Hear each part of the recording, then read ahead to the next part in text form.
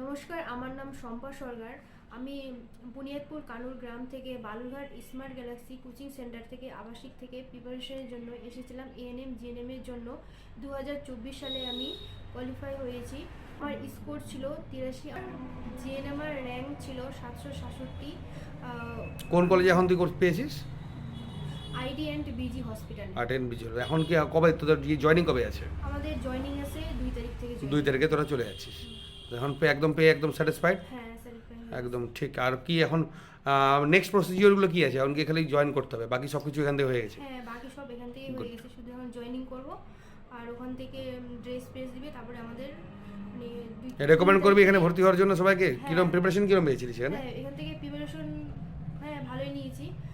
এখানে থাকাকালীন কোনো সমস্যা হয়নি আবাসিকের। তারপরে হচ্ছে যদি ডাউট ক্লিয়ার মানে হতো তাহলে সেটিকে